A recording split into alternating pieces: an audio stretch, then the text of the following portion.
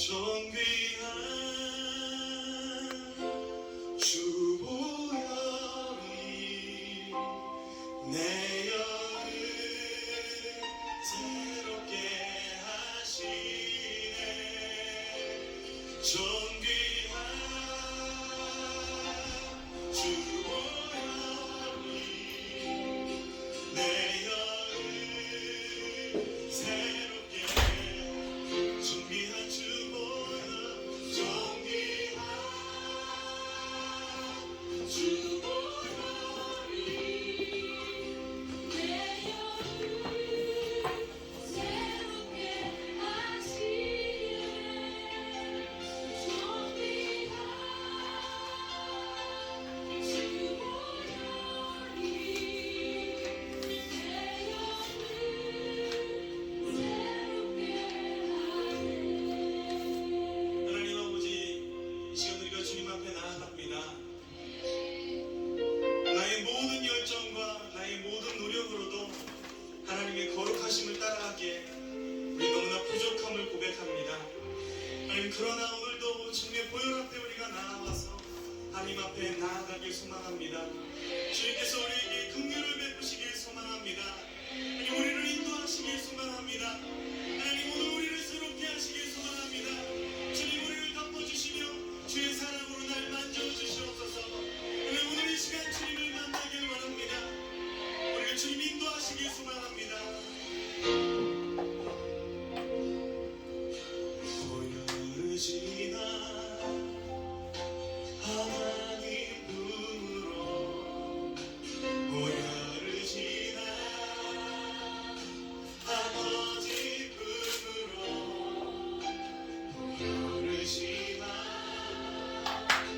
하나님 품으로 한 걸음씩 나 우리 다시 한번 고백할까요? 보혈을 지나 하나님 품으로 아버지 품으로 지나 하나님 품으로 한 걸음씩 나아가요. 존귀한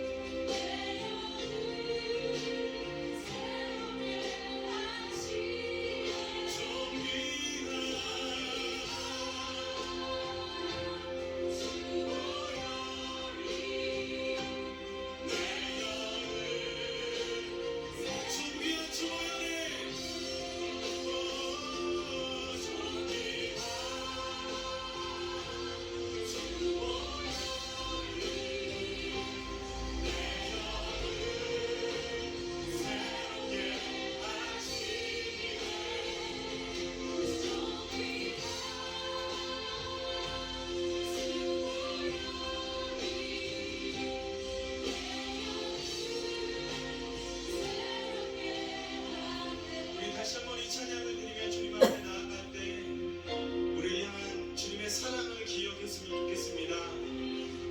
그리고 또 한 가지,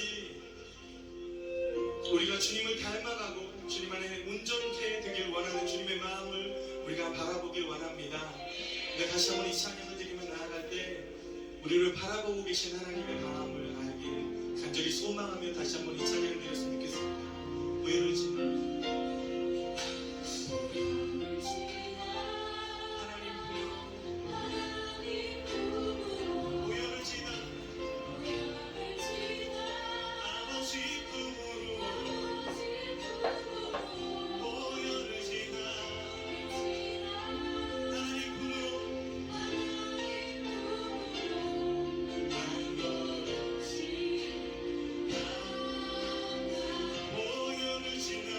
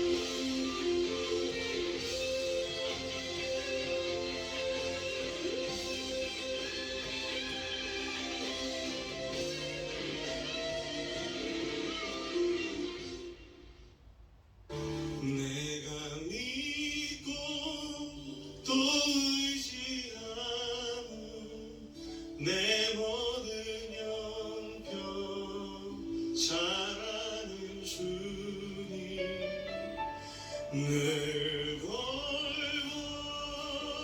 돌봐주실 것을 나는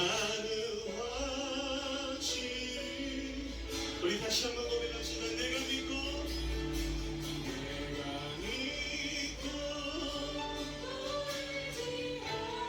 내 모든 영역 잘 아는 주님 늘 돌봐주실 것을 나는 확실히 우리 이 찬양의 고백을 제 앞에 드렸으면 좋겠습니다. 하나님의 은혜로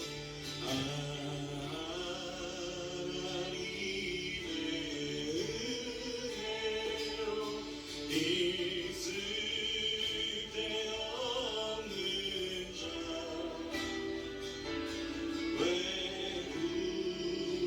구속하여 주는지 나는 왜 내게 굳센 믿음과 왜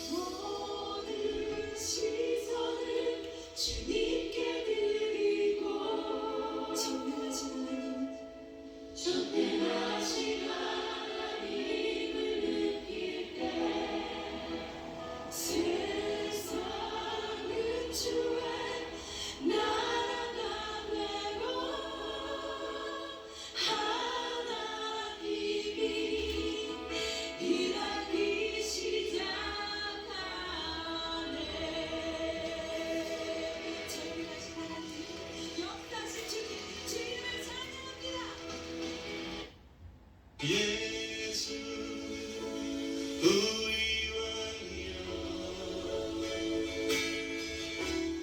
이곳에 오소서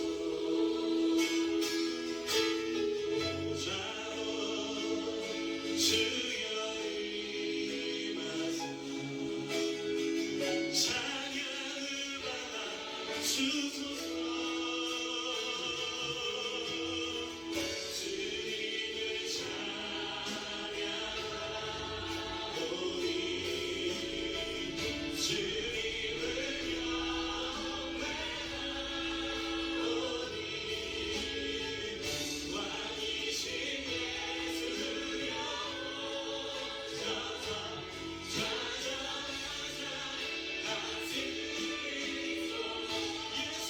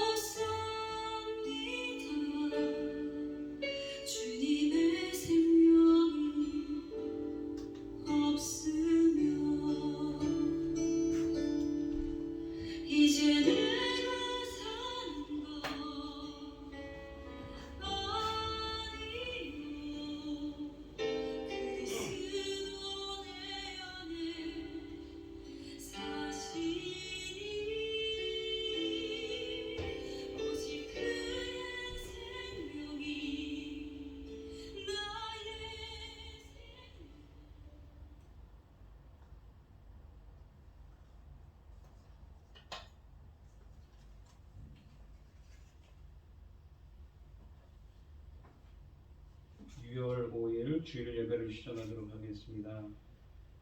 땅과 거기에 충만한 것과 세계와 그 가운데 사는 자들은 다 여호와의 것이로다. 여호와께서 그 터를 바다 위에 세우시며 강물 위에 건설하셨도다. 여호와의 산에 오를 자가 누구며 그의 거룩한 곳에 설 자가 누구인가? 곧 손이 깨끗하며 마음이 청결하며 뜻을 허탕한 데 두지 아니하며 거짓 맹세하지 아니하는 자로다.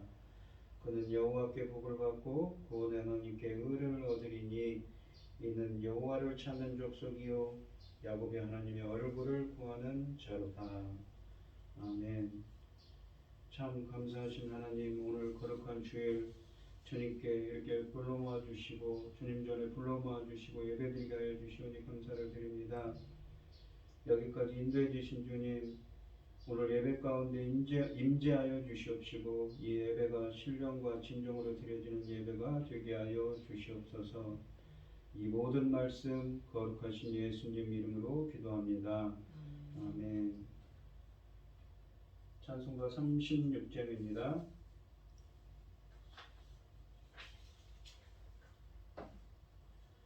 주 예수 이름 높이여 다 찬양하여라. 금열 유관을 들여서 만유의 주 찬양. 금열 유관을 들여서 만유의 주 찬양. 주 예수 당한 고난을 못 잊을 죄인아, 내 귀한 복에 바쳐서 만유의 주 찬양. 내 귀한 복에 바쳐서 만유의 주 찬양. 이 지구 위에 거하는 온 세상 사람들, 그 크신 위엄 높여서 만유의 주 찬양. 그 크신 위엄 높여서 만유의 주 찬양. 주 믿는 성도 다 함께 주 앞에 엎드려 무궁한 노래 불러서 만유의 주 찬양. 무궁한 노래 불러서 만유의 주 찬양.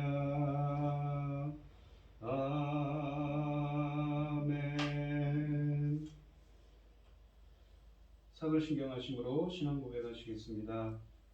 전능하사 천지를 만드신 하나님 아버지를 내가 믿사오며 그 외아들 우리 주 예수 그리스도를 믿사오니 이는 성령으로 잉태하사 동정녀 마리아에게 나시고 본디오 빌라도에게 고난을 받으사 십자가에 못 박혀 죽으시고 장사한 지 사흘 만에 죽은 자 가운데서 다시 살아나시며 하늘에 오르사 전능하신 하나님 우편에 앉아 계시다가 저리로서 산자와 죽은 자를 심판하러 오시리라. 성령을 믿사오며 거룩한 공회와 성도가 서로 교통하는 것과 죄를 사하여 주시는 것과 몸이 다시 사는 것과 영원히 사는 것을 믿사옵나이다. 아멘. 교동문 19번입니다. 제가 먼저 읽겠습니다. 허물의 사함을 받고 자신의 죄가 가려진 자는 복이 있도다. 마음에 간사함이 없고 여호와께 정죄를 당하지 아니하는 자는 복이 있도다. 내가 입을 열지 아니할 때에 종이를 신음함으로 내 뼈가 쇠하였도다. 주의 손이 주야로 나를 누르시오니 내 진액이 빠져서 여름 강물에 마름같이 되었나이다. 주께서 내 죄를 아뢰고 내가 내 죄악을 숨기지 아니하였더니 곧 주께서 내 죄악을 사하셨나이다. 이로 말미암아 모든 경건한 자는 주를 만난 기회를 얻어서 주께 기도할지라. 진실로 홍수가 범람할지라도 그에게 미치지 못하리이다. 주는 나의 은신처 이오니 환난에서 나를 보호하시고 구원의 노래로 나를 두르시리이다. 너희 의인들아 여호와를 기뻐하며 즐거워할지어다. 마음이 정직한 너희들아 다 즐거이 외칠지어다. 아멘. 찬송가 27장을 하시고 고현희 집사님 기도해 주시겠습니다. 빛나고 높은 보좌와 그 위에 앉으신 주 예수 영광이 해같이 빛나네. 해같이 빛나네. 지극히 높은 위엄과 한없는 자비를 무천사 소리 합하여 늘 찬송 드리네. 늘 찬송 드리네. 영죽을 나를 살리려 그 영광 떠나서 그 부끄러운 십자가 날 위해 지셨네. 날 위해 지셨네. 나 이제 생명이 있음은 주님의 은혜요. 저 사망 권세 이기니 큰 기쁨 넘치네. 큰 기쁨 넘치네.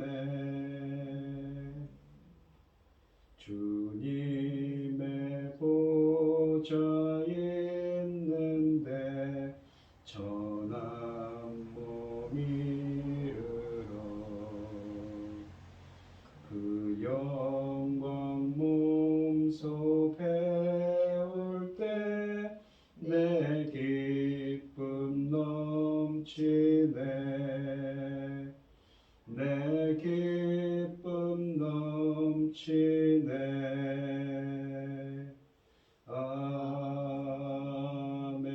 아멘.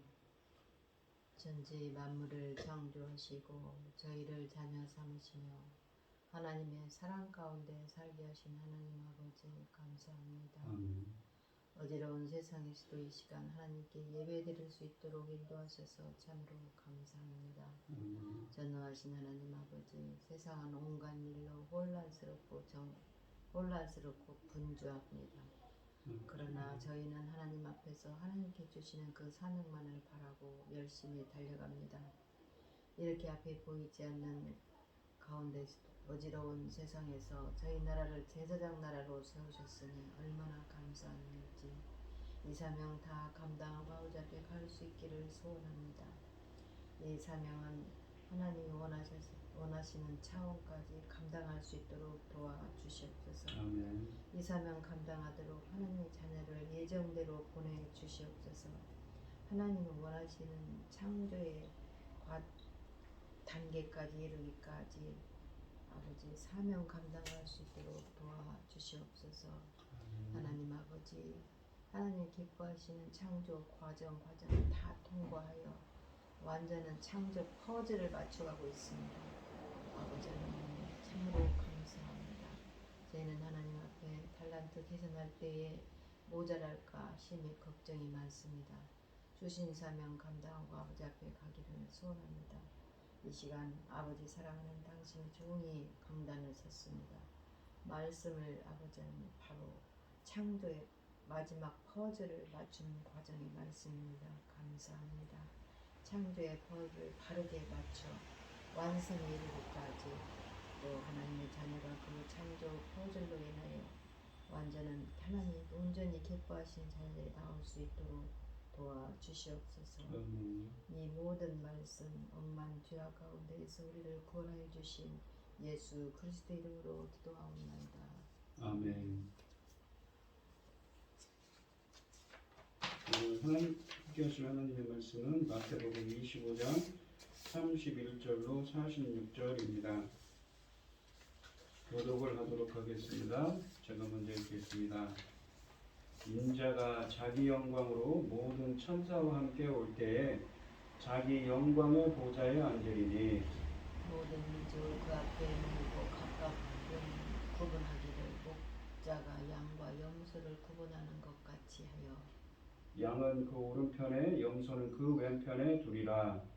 그때 임금이 오른편에 있는 자들에게 이르되 내 아버지께 복받을 자들이여 나와 창세로부터 너희를 위하여 예비된 나라를 상속받으라. 내가 줄일 때에 너희가 먹을 것을 주었고 목마를 때에 마시게 하였고 나그네 되었을 때에 영접하였고 헐벗었을 때에 옷을 입혔고 병들었을 때에 돌아보았고 옥에 갇혔을 때에 와서 보았느니라. 이에 의인들이 대답하여 이르되 주여 우리가 어느 때에 주께서 줄이신 것을 보고 음식을 대접하였으며 목마르신 것을 보고 마시게 하였나이까. 어느 때에 나그네 되신 것을 보고 영접하였으며 헐벗으신 것을 보고 입혔나이까. 어느 때에 병드신 것이나 옥에 갇히신 것을 보고 가서 배웠나이까 하리니 임금이 대답하여 이르되 내가 진실로 너희에게 이르노니 너희가 여기 형제 중에 지극히 작은 자 하나에게 한 것이 곧 내게 한 것이니라 하시고 또 왼편에 있는 자들에게 이르시되 저주를 받은 자들아 나를 떠나 마귀와 그 사자들을 위하여 예비된 영원한 불에 들어가라. 내가 줄일 때에 너희가 먹을 것을 주지 아니하였고 목마를 때에 마시게 하지 아니하였고 나그네 되었을 때에 영접하지 아니하였고 헐벗었을 때에 옷 입히지 아니하였고 병들었을 때와 옥에 갇혔을 때에 돌보지 아니하였느니라 하시니 그들도 대답하여 이르되 주여 우리가 어느 때에 주께서 주신 것이나 목마르신 것이나 나그네 되신 것을 헐벗으신 것이나 병드신 것이나 옥에 갇힌 것을 보고 공경하지 아니하더이까. 이에 임금이 대답하여 이르시되 내가 진실로 너희에게 이르노니 이 지극히 작은 자 하나에게 하지 아니한 것이 곧 내게 하지 아니한 것이니라 하시리니 그들은 영벌에 의인들은 영생에 들어가리라 하시니라. 아멘. 찬송가 242장입니다. 황무지가 장미꽃같이 피는 것을 볼 때에 구속함에 노래 부르며 거룩한 길 다니리. 거기 거룩한 그 길에 검은 구름 없으니 낮과 같이 맑고 밝은 거룩한 길 다니리.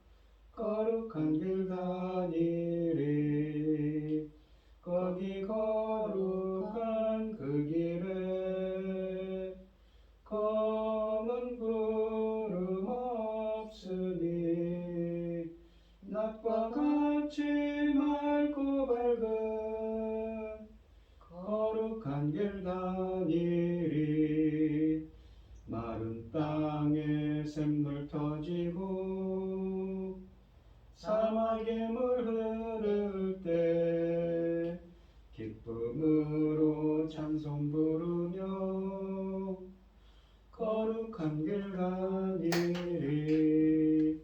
거기 거룩한 그 길에 검은 구름 없으니 낮과 같이 맑고 밝은 거룩한 길 다니리.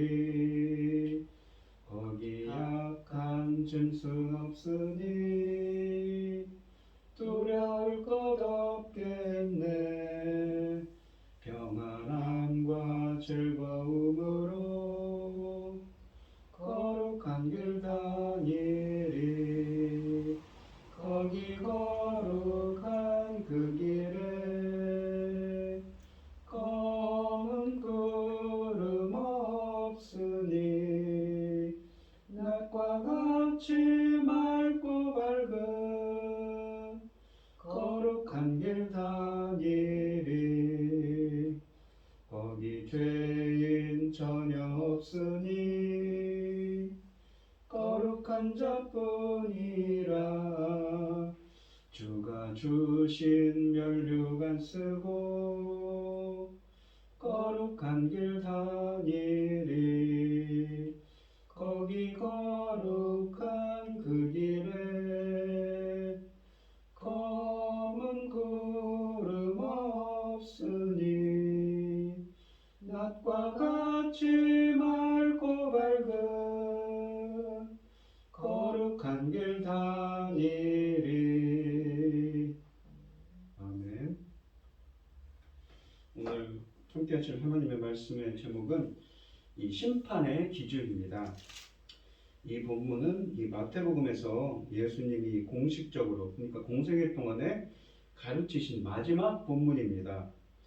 여기에서 예수님은 마지막 심판의 장면을 묘사하고 계십니다. 이 31절 말씀을 보시면 인자가 자기 영광으로 모든 천사와 함께 올 때에 자기 영광의 보좌에 앉으리니 라고 되어 있습니다. 여기 보시면 인자라는 표현은 이 다니엘서 7장 13절로 14절 말씀을 배경으로 합니다. 메시아이신 예수 그리스도를 지칭하고 있는 표현이지요. 다니엘서 7장 13절로 14절에 보시면 내가 또 밤 환상 중에 보니 인자 같은 이가 하늘의 구름을 타고 와서 옛적부터 항상 계신 이에게 나아가 그 앞으로 인도되매. 인자 같은 이라고 그러죠. 바로 예수 그리스도를 뜻합니다. 그에게 권세와 영광과 나라를 주고 모든 백성과 나라들과 다른 언어를 말하는 모든 자들이 그를 섬기게 하였으니 그의 권세는 소멸되지 아니하는 영원한 권세요 그의 나라는 멸망하지 아니할 것이니라 라고 되어 있습니다. 이 모든 천사들과 함께라는 표현이 오늘 이 31절 말씀에 쓰여져 있습니다. 천사들이 심판주 되신 그리스도와 함께 있는 것은 그들의 사명이 있기 때문입니다. 즉 그들은 사방에서 택함 받은 자들을 불러 모아 심판주 앞으로 이끌고 또 악한 자들도 끌어모아 타는 불구덩이 속에 던져버릴 것입니다. 마치 알곡과 가라지 비유처럼 말입니다. 이처럼 천사들은 하나님의 명령에 따라 심판을 실행하는 역할을 담당하게 됩니다. 따라서 이 결정적인 이 이상에서 심판과 구원을 통한 하나님의 종말론적인 임재에 관한 구약 성경의 기대는 영광스러운 보좌에 앉아 심판을 선언하시는 인자로서 예수님을 통해 성취될 것입니다. 32절로 33절에 보시면 모든 민족을 그 앞에 모으고 각각 구분하기를 목자가 양과 염소를 구분하는 것 같이 하여 양은 그 오른편에 염소는 그 왼편에 두리라 라고 되어 있습니다. 이 심판은 보편적입니다. 왜냐하면 모든 민족이라는 표현을 씁니다. 인자의 오른편과 왼편에 모든 민족을 모으는데 이는 마치 목자가 양과 염소를 구분하는 것과 같습니다. 이 문맥에서 오른쪽은 영광의 자리이고 왼편은 수치의 자리입니다. 이 심판은 형벌을 선고하는 이 심리의 공판과 같은 것입니다. 판결을 내리는 것과 같지요. 이 고대 근동 지방에서 양과 염소는 함께 방목했습니다. 일반적으로 양은 염소보다 흰빛을 띠지만 우리가 알고 있는 것처럼 하얗지는 않습니다. 갈색인 양도 있고 거무스름한 이 얼룩이 있는 양도 있습니다. 따라서 어느 정도 숙련된 눈을 가지고 있어야만 이 양과 염소를 구별할 수가 있습니다.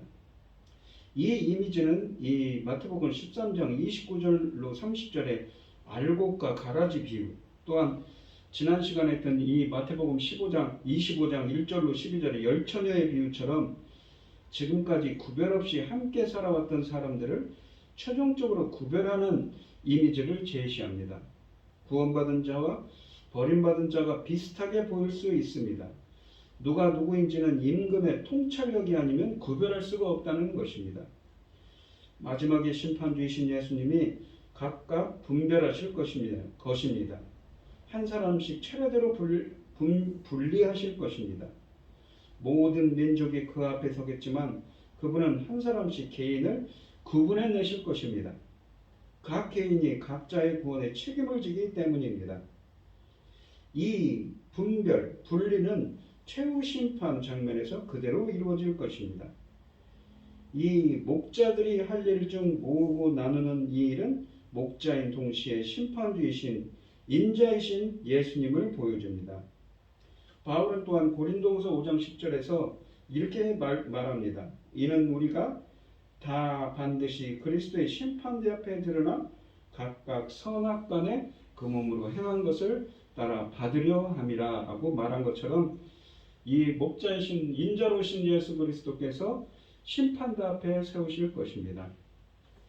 이 34절을 보시면 그때 임금이 그 오른편에 있는 자들에게 이르되 내 오른편에 있는 자들은 양들한테는 복받을 자들이여 나와 창세로부터 너희를 위하여 예비된 나라를 상속받으라라고 되어 있습니다. 창세로부터 예비되었다는 준비되었다는 이 말입니다. 헤토이마조로서 준비하다는 말이 수동태입니다. 창세로부터 예비되었다, 준비되었다는 말은 무슨 뜻입니까? 바로 이 사람들을 예정했다, 선택했다는 의미죠. 이 양들을 말입니다. 근데 나라를 상속받으라라고 해요. 나라라는 것은 바실레이아, 그러니까 하나님의 나라, 천국을 상속받으라고 하는데 상속하라 라는 능동태입니다. 클라로노메오, 상속하다는 말입니다. 그러니까 이 하나님 나라의 상속자는 예정되어 있다는 말이지요. 양은 영광의 자리를 상징하는 왕의 오른편에 앉았습니다. 여기서는 창세로부터 너희를 위하여 예비된 나라를 상속하라는 말씀에서 알 수 있듯이 하나님의 택하신 자들과 동일시되어 있습니다. 시간이 시작되던 그 순간부터 존재하는 이 왕국은 확실하고 불변하는 나라입니다. 성도들은 결코 그 존재를 의심할 필요도 없고 상속으로 받을 그 나라의 영광을 의심해서도 안 됩니다. 이 유업은 창세로부터 성도들을 위해 준비한 하나님의 계획이었습니다. 이 나라를 상속하는 것은 곧 영생을 받는 것을 상징합니다. 양들이 상속받을 만한 일을 한 적이 없다고 하는 것은 이 뒷절에 나옵니다. 그렇게 말하는 것은 하나님 나라는 노력해서 얻는 것이 아니라 선물로 받는 것임을 암시합니다. 양들은 예수님과의 관계로 인해 하나님이 태초부터 그들을 위해 준비하신 나라를 상속받게 되실 것입니다. 상속받게 될 것입니다. 35절로 36절에 보시면 내가 줄일 때에 너희가 먹을 것을 주었고 목마를 때에 마시게 하였고 나그네 되었을 때에 영접하였고 벌벌벗었을 때에 옷을 입혔고 병들었을 때에 돌보았고 옥에 갇혔을 때에 와서 보았느니라. 이에 의인들이 대답하여 이르되 주여 우리가 어느 때에 주께서 줄이신 것을 보고 음식을 대접하였으며 목마르신 것을 보고 마시게 하였나이까. 어느 때에 나그네 되신 것을 보고 영접하였으며 헐벗으신 것을 보고 옷 입혔나이까.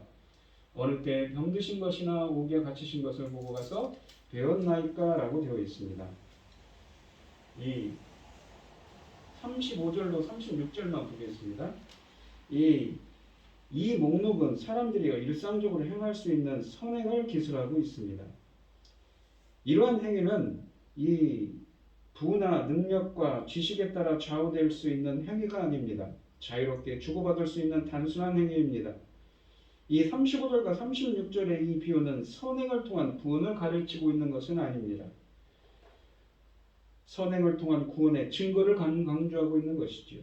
하늘나라에 들어가는 것은 하나님의 은혜로 가능합니다. 그러나 하나님 나라에 들어가는 특권을 받았고 다가오는 하나님 나라에 상속받을 사람은 자신이 받은 은혜를 긍휼의 행위로 입증해야 합니다. 오른쪽에 있는 사람들은 긍휼의 삶으로 자신들의 신분을 확인받았습니다. 하나님께서는 이렇게 선을 행하는 자들에게 은혜를 베푸시지요.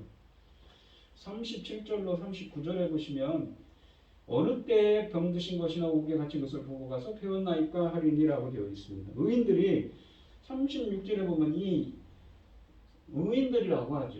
어떻게 주님은 말했는데 저는 그런 적이 없습니다 라고 제가 언제 가서 그렇게 했습니까? 라고 말합니다.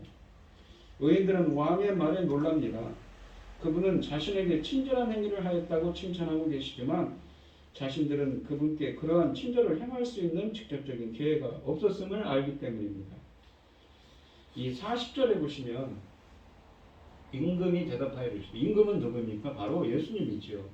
인자이신 예수님이시죠. 내가 진실로 너희에게 이르노니 너희가 내 형제 중에 지극히 작은 자 하나에게 한 것이 곧 내게 한 것이니라 하시고 이 내 형제 중에 지극히 작은 자라고 합니다. 내 형제는 누구입니까? 바로 예수님을 믿는 자입니다. 근데 지극히 작은 자라는 말은 헬라어로 엘라 피스토스입니다. 가장 작은, 최상급입니다. 가장 적은. 우리가 성경에 보시면 이 마태복음에 보시면 마태복음 19장 13절 14절 그리고 마태복음 25장 40절과 45절 마가복음 10장 13절로 16절을 보시면 어린아이 파이디온과 같은 자가 누구입니까? 겸손하고 낮은 자죠. 그런 자들이 바로 작은 자 미크로스입니다. 그런데 이 지극히 작은 엘라 피스토스라는 이 헬라어가 헬라어 사전에 보시면 미크로스 이렇게 작은 자, 이 그냥 낮은 자, 겸손한 자와 같은 의미로 쓰여져 있습니다. 가난한 자죠. 그리스도의 형제란, 그러니까 예수님의 형제란 바로 그리스도를 믿는 자들을 가리킵니다. 가난한 자를 불쌍히 여기는 것은 여호와께 구워드리는 것이라는 잠언 19장 17절의 일반적인 원리는 이곳에서 예수님과 그의 백성에게 구체적으로 적용됩니다. 마태복음 10장 40절에 너희를 영접하는 자는 나를 영접하는 것이요. 그리고 마태복음 18장 5절에 누구든지 내 이름으로 이런 어린아이 하나를 영접하면 곧 나를 영접함이니 라는 말씀과 유사한 표현입니다. 마태복음에서 내 형제들, 작은 자들, 소자들 이런 표현은 그리스도인들을 가리키며 그리스도와 상관없이 어려움에 처한 일반적인 의미를 용어들은 아닙니다. 예수님은 형제라는 용어를 또한 제자들을 지칭하여서 사용하신 경우도 있습니다. 이 마태복음 12장 50절에 보시면 누구든지 하늘에 계신 내 아버지의 뜻대로 하는 자가 내 형제요 자매요 아버지 어머니입니다. 아버지 하나님의 뜻대로 행하는 자라고 합니다. 텔레마 포에이오라는 것이죠. 하나님의 뜻대로 포에이오 창조한 자죠. 하나님께서 하나님의 뜻대로 창조한 자가 이 헬라어를 즐겨가면 그렇습니다. 하는 자가 포에이오 창조를 뜻하는 말입니다. 형제요 자매요 어머니이니라. 그러니까 이렇게 하나님의 은혜로 구원받은 자들이죠. 예수님의 형제들은 아버지의 뜻을 행하는 자들입니다. 이처럼 예수님은 의인들의 삶을 매우 구체적이고 실제적으로 본문에서 묘사하십니다. 하지만 이러한 실제적인 삶은 믿음으로 구원받는다는 교훈과 충돌하지 않습니다. 오히려 거룩한 삶은 믿음의 본질을 드러냅니다. 하나님을 믿는 자는 당연히 하나님의 말씀에 자발적이고 기쁜 마음으로 순종을 해야 됩니다. 실로 행함이 없는 믿음은 죽은 것이라고 야고보서 2장 14절로 17절에 말씀하시지 않습니까? 이에 의인들은 자신들이 언제 그렇게 했냐고 37절로 39절에서 물었습니다. 그들은 사람들에게 한 일이 곧 주님께 한 일이라는 사실을 몰랐습니다. 게다가 그들은 지극히 겸손하여 자신들이 선을 베풀었던 것을 기억하지 못합니다. 그들은 너는 구제할 때 오른손이 하는 것을 왼손이 모르게 하여라는 예수님의 교훈을 지켰습니다. 그리하여 그들은 어느 때라는 말을 3번이나 반복합니다. 이에 임금은 내가 진실로 너희에게 이르노니 라는 특별히 중요한 말을 할 때에 사용하는 정형구와 함께 여기 내 형제 중에 지극히 작은 자 하나에게 한 것이 곧 내게 한 것이니라 라고 40절에 말합니다. 내 형제 중에 지극히 작은 자란 마태복음 전체에서 이 표현이 사용된 용례를 고려할 때 예수님의 제자들과 모든 그리스도를 믿는 신자들을 의미하며 특히 박해받는 제자들과 신자들 중에서 소외된 자들을 가리킵니다. 이 41절의 말씀을 보시면 또 왼편에 있는 자들에게 이르시되 저주를 받은 자들아, 이게 복받은 자들과 반대지. 나를 떠나 마귀와 그 사자들을 위하여 예비된 영원한 불에 들어가라. 영원한 불이란 건 무엇입니까? 최후 심판에 들어갈 영원히 꺼지지 않은 불못이지요. 이 염소들, 왼편에 있는 자들에게 이야기는 달라집니다. 이 염소들은 날마다 양과 뒤섞여 지내면서 눈에 띄지 않고 계속 지낼 수 있을 것이라고 생각했을 수도 있습니다. 그러나 하나님께서는 그들을 구분해내시고 가혹하게 심판하실 것입니다. 최후의 심판에서는 중간지대가 전혀 없습니다. 양이 될 수도 있고 염소도 될 수 있는 사람은 한 사람도 없을 것입니다. 그 나라이거나, 그러니까 하나님의 나라이거나 영원한 불지옥에 들어가는 결과만 있을 것입니다. 영원한 형벌은 회개하기를 거부한 모든 자들이 사후의 형벌을 받는 장소인 지옥, 즉 영원히 꺼지지 않는 불못에 가 있게 될 것입니다. 이 42절로 43절 말씀을 보겠습니다. 내가 줄일 때 너희가 먹을 것을 주지 아니하였고 목마를 때 마시게 하지 아니하였고 나그네 되었을 때 영접하지 아니하였고 헐벗었을 때 옷 입히지 아니하였고 병들었을 때와 옥에 갇혔을 때 돌보지 아니하였느니라 하시니 라고 되어 있습니다. 옥에 갇혔을 때, 여기 보시면 옥에 갇혔을 때 돌보지 아니했다는 표현을 씁니다. 이는 단순히 범죄한 자를 방문하여 위로하지 않았다는 의미가 아닙니다. 여기에서 옥에 갇혔다는 것은 그리스도를 믿는다는 죄 때문에 투옥된 것이므로 신앙 때문에 투옥된 자를 돌아본다는 것은 자신도 믿는 자임을 드러내는 행동이라는 것입니다. 결국 이는 자신이 그리스도인이라는 사실을 숨기고 다른 고난받는 그리스도인들을 돌보지 않았다는 의미로서 자신의 신앙을 부인한 사악한 행위를 뜻합니다. 이 왕이 임금, 그러니까 예수님이 열거한 제목은 열처녀 비유와 달란트 비유처럼 적극적인 악행이 아니라 선행을 베푸지 않았다는 것입니다. 이 야고보서 4장 17절 말씀해 보시면 야고보는 후에 이렇게 말합니다. 야고보서 4장 17절에 보시면 이러므로 사람이 선을 행할 줄 알고도 행치 아니하면 죄니라 라고 기록했습니다. 이 임금님의 설명은 앞에서 임금이 의인들에 대하여 설명한 것과 정확히 반대입니다. 여기에도 주림, 목마름, 나그네됨, 헐벗음, 병든, 옥에 갇힘이라는 6가지 고난이 서술되어 있는데 왼편에 있는 악한 자들은 오른편에 있는 의로운 자들과 달리 긍휼을 베풀지 않았습니다.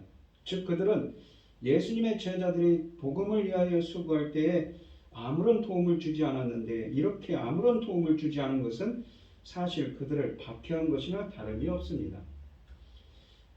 박해한 것이나 다름이 없다고 예수님께서는 말씀하시는 것이지요. 44절로 45절 말씀을 보겠습니다. 그들도 대답하여 이르되 주여 우리가 어느 때에 주께서 줄이신 것이나 목마르신 것이나 나그네 되신 것이나 헐벗으신 것이나 이 병드신 것이나 옥에 갇히신 것을 보고 공양하지 아니하였나이까. 이에 임금이 대답하여 이르시되 내가 진실로 너희에게 이르노니 이 지극히 작은 자 하나에게 아니한 것이 곧 내게 하지 아니한 것이니라 하시리니 라고 되어 있습니다. 이러한 이 질문 역시 37절로 39절과 정확히 반대입니다. 그들은 자신들의 잘못을 깨닫지 못합니다. 그들은 여기서 임금을 주라고 부르는데 이는 마태복음 7장 21절로 23절에서 나더러 주여 주여 하는 자마다 천국에 들어갈 것이 아니요 다만 하늘에 계신 내 아버지의 뜻대로 행하는 자에 들어가리라. 그날에 많은 사람이 나더러 이르되 주여 주여 우리가 주의 이름으로 선지자 노릇하며 주의 이름으로 귀신을 쫓아내며 주의 이름으로 많은 권능을 행하지 아니하였나이까 하리니 그때 내가 그들에게 밝히 말하되 내가 너를 도무지 알지 못하니 율법을 행하는 자들아 불법을 행하는 자들아 내게서 떠나가라 하리라는 언급을 떠올리게 합니다. 여기서 이 지극히 작은 자라는 인물은 40절에 작은 자들과 같은 헬라어입니다. 가장 작은 최상급이죠. 미크로스, 가난한 자들, 겸손한 자들을 뜻합니다. 낮은 자들을 뜻하죠. 오른편에 있는 자든 왼편에 있는 자든 모두 이 땅에서 지극히 작은 자에 대해 행한 행위로 판결됩니다. 여기서 지극히 작은 자란 줄인 자, 목마른 자, 나그네 된 자, 헐벗은 자, 병든 자, 옥에 갇힌 자들입니다. 예수님은 이것을 6가지 상황으로 설명하였습니다. 한마디로 그들은 사회적으로 관심을 못 받는 약자들입니다. 예수님은 이들에 대해 얼마만큼 관심을 가지고 살았는가에 주목하시지요. 사소한 일 같지만 주님 보시기에 결코 작은 일이 아닙니다. 그들을 향한 사랑과 긍휼히 여기는 마음이 담겨 있는가, 그리고 그 마음을 행동에 옮겼는가가 중요합니다. 왼편에 있는 자들은 칭찬이 아니라 저주의 심판을 받았습니다. 46절에 보시면 그들은 영벌에, 그들이 누굽니까? 바로 왼편에 있는 염소들이지요. 반면에 의인들은 누구입니까? 바로 오른편에 있는 양들이지요. 영생에 들어가리라 하시니라 라고 되어 있습니다. 영벌, 영생이라고 되는 영원한 생명이죠. 근데 영이라고 써 있는 것이 영원한이 헬라어로 아이오니오스라는 말입니다. 이것은 이 본문은 땅의 티끌 가운데서 자는 자 중에서 많은 사람이 깨어나 영생을 받는 자도 있겠고 수치를 당하여서 영원히 부끄러움을 당할 자도 있을 것이며 라는 다니엘의 예언을 생각나게 합니다. 영벌과 영생에서 이 영원한에 해당하는 헬라어 아이오니오스는 그러니까 전달하는 이미지는 대단히 의미심장합니다. 그것은 이 임금이신 인자이신 예수 그리스도의 결정이 대단히 중대하며 변경이나 취소가 없을 것임을 암시합니다.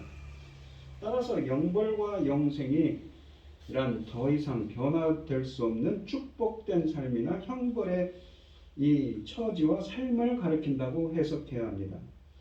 의인들이 영생이라는 상을 받는 이유는 그들이 단지 어려운 사람을 도와주었기 때문이 아니라 그들이 주님을 믿은 후에 가지게 된 의로움과 그에 따른 의의 열매 때문이었습니다. 마찬가지로 악인들이 영벌이라는 벌을 받는 이유도 그들의 행실이 단지 나빴기 때문이 아니라 그들이 주님을 믿지 않았고 그에 따라 법적으로 불의한 자로 남았으며 그리하여 그들의 타락된 본성대로 살았기 때문이지요.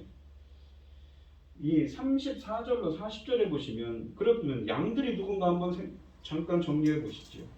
이 사람들은 창세로부터 예비된 나라를 상속받은 천국의 상속자들입니다. 예정과 선택이죠. 주님의 선택을 받고 예정된 천국의 상속자입니다. 이 사람들은 또 어떻습니까?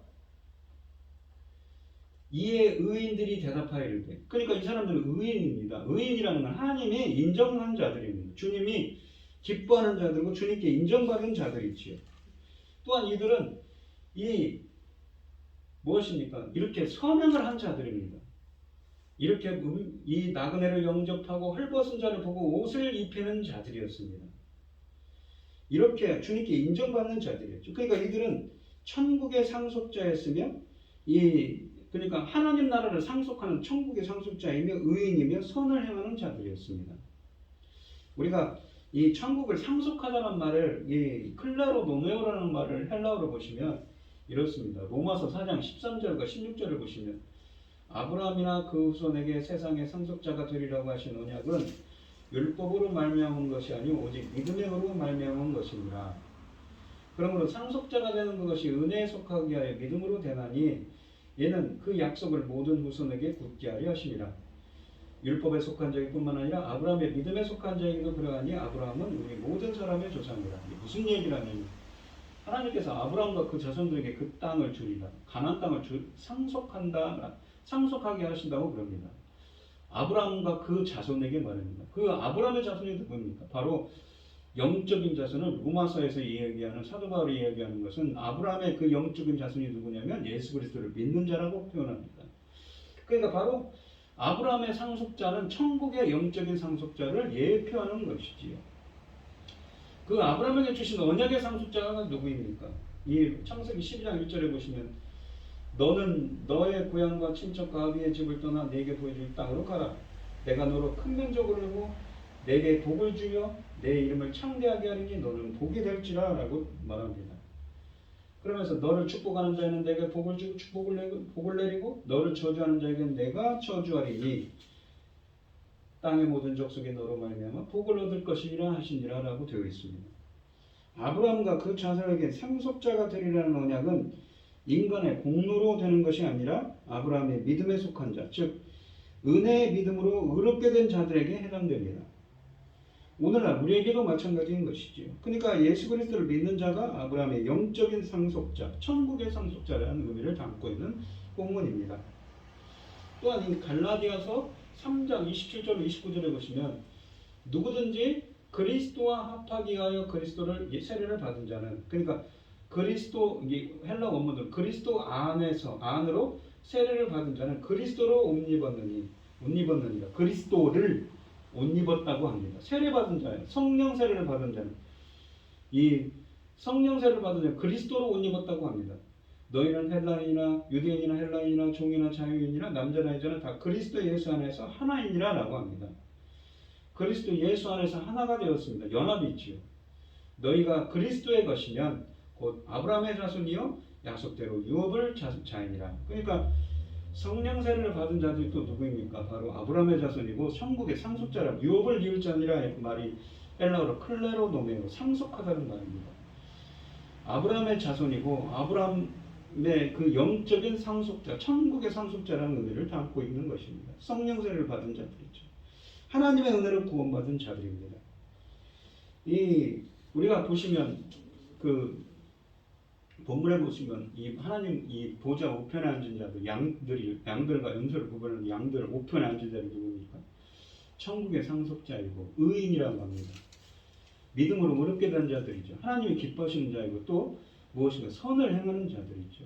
자칫 보면 이 본문을 보시면 선을 행하는 자들이 그 구원을 얻는다고 생각할 수도 있습니다. 하지만 그렇지 않은 것이죠. 우리가 로마서를 보시면 그렇습니다. 복음은 모든 믿는 자에게 구원을 주시는 하나님의 능력이라고 합니다. 근데 이 복음에는 1장 17절에 보시면 로마서 하나님의 의가 나타나서, 하나님의 의라는 것은 공정하신, 이게 의로움이라는 것은 무엇이냐? 하나님의 속성입니다. 공정하신 하나님의 속성이죠. 공정하신 하나님의 강권적인 역사가 나타납니다. 계시한다는, 자신을 드러내죠. 그래서 믿음으로 믿음에 이르게 하나니 오직 의인은 믿음으로 말미암아 살리라 함과 같으니라 라고 합니다. 그럼 믿음이 무엇이냐? 이 하박국서 2장 4절을 인용하는데 무엇이었습니까? 에무나라는 이 히브리어에 있죠. 그 아만이라는 믿다라는 말에서 파생된 말이 어떤 뜻입니까? 견고함, 충성됨, 변함없는, 견고함, 끈기를 뜻하는 말입니다. 그러니까 충성된 자들, 끝까지 충성된 자가 바로 믿음이 있는 사람이고 의인이라는 말입니다.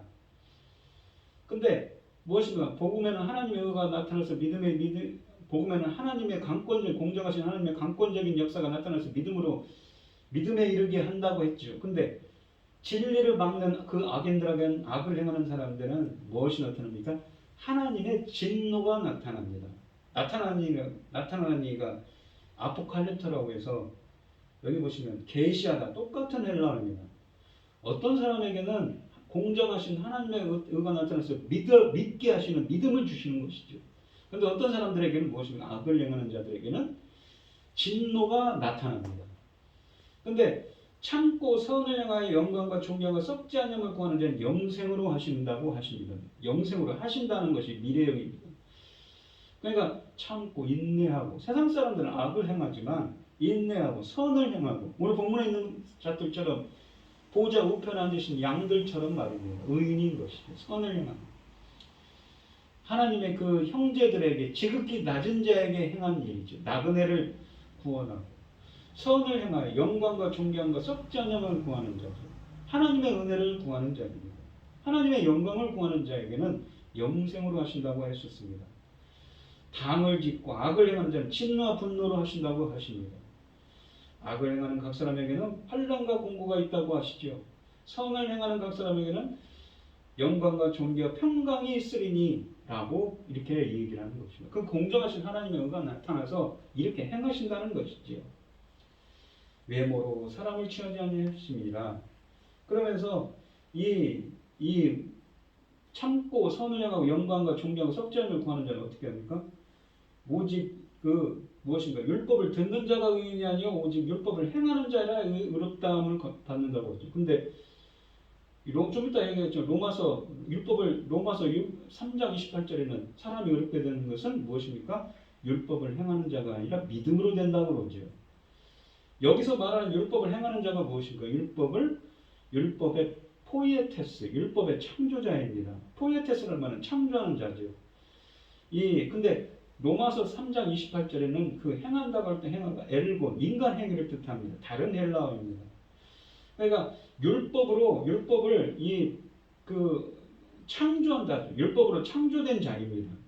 의롭다함을 받는다고. 율법으로 창조된 자가 어떤 자이냐면 그 마음에 새긴 율법 행위를 나타냅니다. 무엇이냐면 하나님께서 이 예레미야서 그라포라는 말을 씁니다. 마음에 율법을 새겨버려요. 이 예레미야서 31장 31절로 34절로 새 언약을 나타냅니다. 뭐냐면 그들의 마음에 나의 법을 그들 속에 두며 그들 마음에 기록합니다. 그라포라는 헬라어를 쓰죠. 그렇게 해서 새롭게 율법을 창조합니다. 또한 그 참고 선행하고 영광과 존귀함과 썩지 아니함을 구하는 자에게 로마서 2장 7절 같은 자들 영생을 하신다는데 그러한 자들에게는 로마서 1장 17절에는 하나님의 의, 공정하신 하나님의 그 강권적인 역사가 나타나서 무엇입니까? 마음의 할례를 합니다. 할례는 마음의 할지니 영의 입구라고 하는데 헬라어를 직역하면 성령으로 마음의 할례를 베풉니다. 무엇으로요? 성령으로 마음의 할례. 성령 세례입니다. 성령으로 마음의 할례라는 것은 베어버린다는 거죠. 제거한다는 것입니다. 할례라는 말은. 이 에스겔서 36장 24절로 28절에 보시면 내 새 영을 너희 속에 두게 하나님의 영을 너희 속에 두고 새 마음을 너희 속에 주되 너희 육신에서 굳은 마음을 제거하고 성령을 주어서 버리는 굳은 마음을 제거합니다. 보면 성령으로 마음의 할례 성령으로 굳은 마음을 제거한다 이 말이 할례를 뜻하는 히브리어입니다. 똑같은 얘기를 하는 거죠. 새 언약 그리고 내 영을 너희 속에 두어 무엇입니까? 내 백성이 되고 나는 너희 하나님이 되리라. 그러니까 언약 공식입니다. 새 언약을 뜻하는 말이지요. 이 예레미야가 아니라 에스겔이죠. 죄송합니다. 에스겔서에 이렇게 쓰여져 있는 말씀입니다. 또한 이 참고 선을 향하고 영광과 존귀함과 썩지 아니하고 구하는 자는 어떻게 하십니까? 보시면 그의 피로써 믿음으로 말미암는 화목제물로 세우셨으니 누구를요? 예수 그리스도. 화목제물이라고 하시지만 사실은 무엇입니까? 번역이 잘못됐는데 속죄소입니다. 지성소에 있는 하나님의 보좌를 상징하는 그러니까 언약궤 위에 무엇이냐면 천사들이 날개를 딱 떠받치고 있는 형상입니다. 무엇을 떠받치는 하나님의 보좌, 시온자, 속죄소를 떠받치고 있습니다. 그 속죄소입니다. 번역이 잘못되어 있습니다. 근데 이 속죄소라는 말이 히브리어로는 카파르라는 말에서 이건 카포레트입니다. 덮개를 뜻합니다. 뭐를 덮다는 거죠. 죄를 덮어버려요. 무엇으로? 예수 그리스도의 은혜로 말합니다.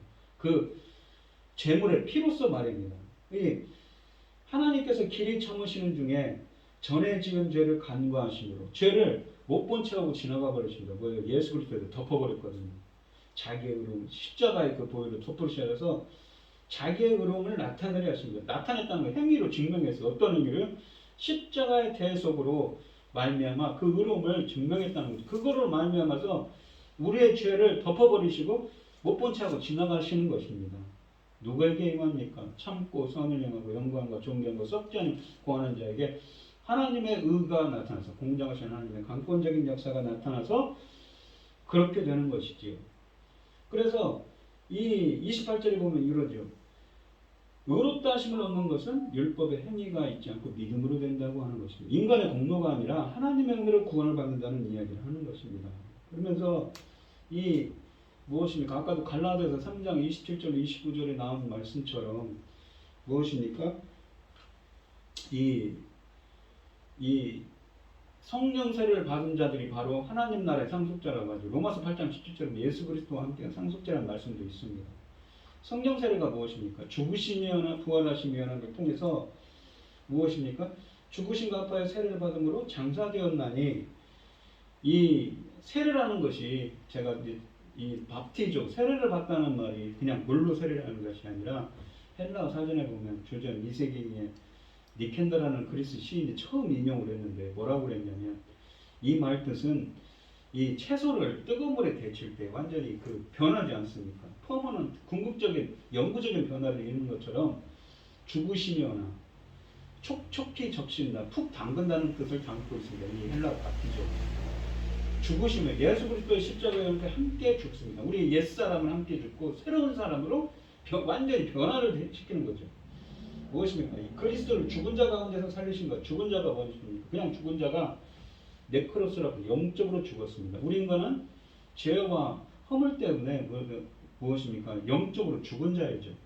하나님과 관계가 멀어졌습니다. 근데 그를 다시 살리신 것 같이 살리시는 것입니다. 그는 영적으로 죽은 자니까 새로운 생명을 여기 새로운 생명 가운데서 행하게 하심이라고 하는데, 생명의 새로운 가운데서 행하게 하는 인생의 길을 걸어간다는 것입니다. 그러니까 새로운 생명을 얻는 자로 영적으로 죽은 자 가운데서 살리신 것 같이, 영적으로 죽은 자가 살리신 것 같이, 부활하신 것 같이 새로운 생명을 얻었습니다. 자로 영구적인 변화를 일으키시는 그러한 역사죠. 그런 강권적인 역사입니다. 성령 세례죠. 그리고 또한 이것은 무엇이냐면 그의 부활과 같은 모양으로 연합한 자로 된다고 합니다. 쉼히토스라고 합니다. 쉼이라는 함께, 연합해서 휘오, 태어나다 라는 의미입니다. 함께 태어나다, 함께 창조하다는 말이 창조되는 것이죠. 이 휘오라는 말이 전에도 설명드렸듯이 무엇입니까? 이 여기에 있습니다. 예수님께서 십자가에서 죽으시고 부활하신 예수님께서 숨을 내쉬고 가라사대 이르시되 성령을 받으라고. 성령 받을 때 엠토이서 안에 휘오, 태어나게 하다, 창조하다는 말입니다. 뭘 새로운 생명을 말입니다.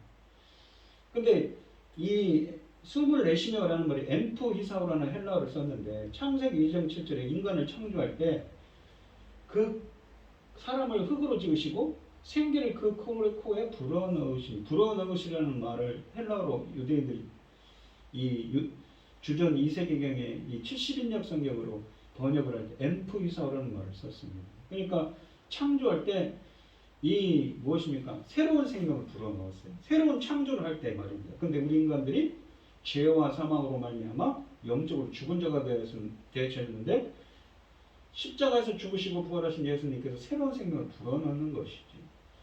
그래서 새로운 생명을 주시고 새로운 창조를 하는 것입니다. 재창조를 통해서 새로운 생명을 불어넣는 것입니다.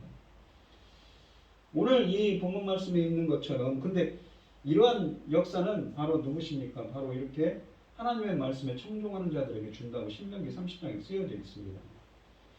이 오늘 본문 말씀을 보시면 이 예수님께서는 마치 이 파루시아, 예수님의 강림 때에 예수님은 오시면 그 주님의 날, 주님이 임하신 날에 어떤 일이 임합니까? 바로 양과 염소를 가르시는 것처럼 한쪽에는 구원이 일어나고 한쪽에서 심판이 일어납니다. 그것은 성경의 진리죠. 우리가 구약성경에서도 말하면 여호와의 날이라는 표현을 씁니다. 아모스서 같은 곳에 나오시죠. 여호와의 날이 무엇입니까? 주님이 임하시는 날입니다. 그러면 무엇입니까? 한쪽에서는 구원이 임하고 한쪽에서는 심판이 임하는 날입니다. 그런데 오늘 본문에 보시면은 이 양들이 예수님 우편에 이 하나님께서 주님께서 분리를 하시는데, 양과 염소로 분리하시는데, 이 양들은 어떤 사람들입니까? 바로 한쪽에서는 이 양들은 어떤 사람들입니까? 바로 하나님 나라의 상속자라고 하고 창세전부터 예비된 자들, 하나님이 예정한 선택받은 하나님 나라의 상속자라고 합니다. 또한 그들은 의인입니다. 그들은 또한 선을 행하는 자들이죠. 오늘 본문에 있는 것처럼 참고 선을 행하고 영광과 존경과 썩지 않는 자들입니다. 하나님께서는 그러한 자들에게 은혜를 주셔서 구원하시고 이렇게 하나님 나라의 성령 세례를 통하여서 이 엄청난 그 새 언약을 이루시고 새로운 재창조를 통하여서 그들을 하나님 나라의 상속자로 삼는다고 말씀하시는 것이지요. 그래서 그들을 영생에 이른다고 합니다. 지금 우리가 살고 있는 세상에는 의인과 불의한 자가 섞여 있습니다. 우리가 속해 있는 교회에도 신자들과 불신자들이 섞여 있습니다. 우리 참고로 말씀드리면 칼빈주의 5대 신학의 5대 교리에 보시면 제한적 속죄론이 있습니다. 제한적 속죄론이 같은 것이죠. 이는 가라지 비유에서 보듯이 신자들을 보호하시기 위해서입니다. 그러나 예수님이 다시 오실 때에는 의인들과 불의한 자들, 곧 신자들과 불신자들이 확연히 구분될 것입니다. 신자들은 주님이 다시 오실 때 상을 받을 것입니다. 그러나 불신자들은 주님이 다시 오실 때 심판을 받을 것입니다. 그것은 하나님이 이렇게 분리하시는 건 누가 하시는 것입니까? 천사를 데리고 와서 천사들이 한다고 주님이 하시는 일인 것이지요. 우리 성도님들도 이 본문에 있는 그 양떼들처럼 말입니다. 의인들이 되시기 바랍니다. 선을 행하는 자들이 되시기 바랍니다. 참고 선을 행하고 영광과 존귀함과 썩지 않음을 구하시는 자들이 되시기 바랍니다. 그래서 하나님의 그 강권적인 역사가 임해서 이렇게 영생에 이르는 그러한 축복을 받는 여러분들이 되시기를 축원드리겠습니다. 기도하겠습니다. 하나님 아버지 감사합니다. 본문의 말씀처럼 이렇게 주님은 오셨을 때 주님의 날에 주님이 파루시아 강림하셨을 때 양과 염소를 분리하시고 한쪽에는 의인들로 그 양과 염소로 분리하십니다. 양떼들은 주님이 예정하신 창세전에 예정하신 하나님 나라의 상속자들이며 그들은 의인이고 선을 행하는 자들입니다. 주님은 공정하신 하나님의 강권적인 역사가 나타난다고 하셨습니다. 참고 선을 행하고 영광과 존귀함과 썩지 않음을 구하는 자들. 로마서 2장 7절 말씀처럼 저희들도 참고 선을 행하고 영광과 존귀함과 썩지 않음을 구하는 자가 되게 해주시옵시고 신명기 30장 2절처럼 하나님 말씀에 순종하는 자가 될 때 하나님께서 그 30장 6절처럼 마음의 할례를 베푼다고 하시지 않았습니까? 저희들이 항상 겸손히 주님을 섬길 때에 주님께서 한량은 없는 은혜로 함께하여 주시옵시고 저희들에게 믿음을 주시고 저희들을 의인 삼아 주시고 저희들에게 영원한 생명을 불어넣어 주셔서 저희들도 이렇게 본문에 있는 것처럼 미구에 올 하나님 보좌 앞에 나가서 이 심판받을 때 양떼들로 이렇게 부름받을 수 있도록 불려질 수 있도록 주님께서 은혜도 부어주시고 함께하여 주시옵소서. 이 모든 말씀 거룩하신 예수님 이름으로 기도합니다. 아멘. 찬송가 246장입니다.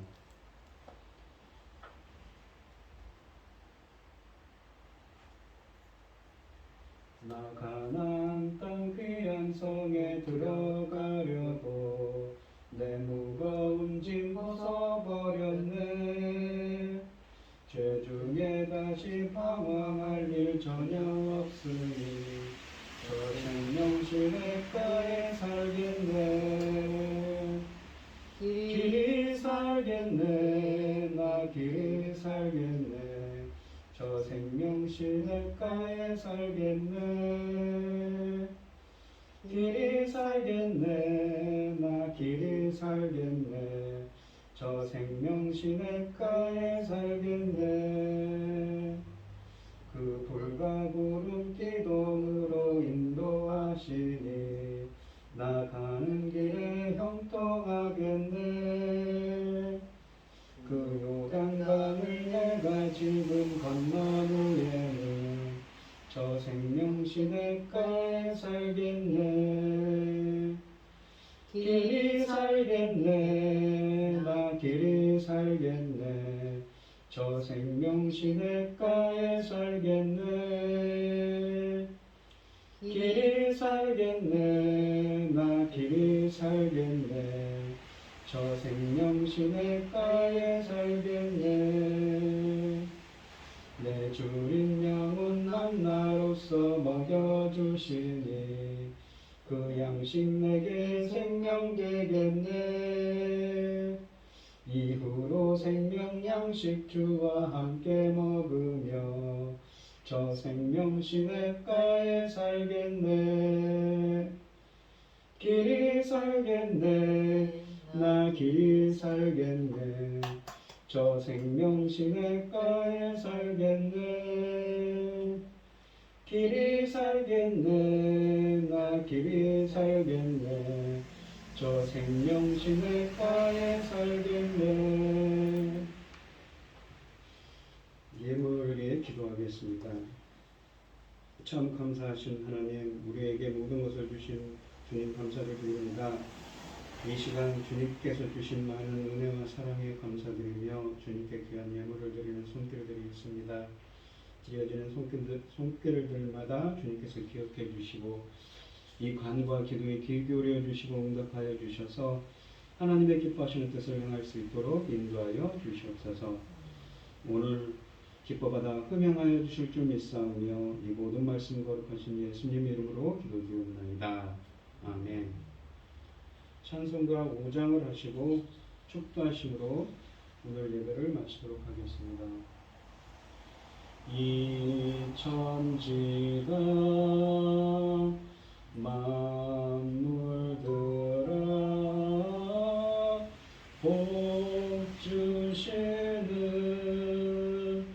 주 여호와 전능성부 성자 성령 찬송하고 찬송하세 아멘.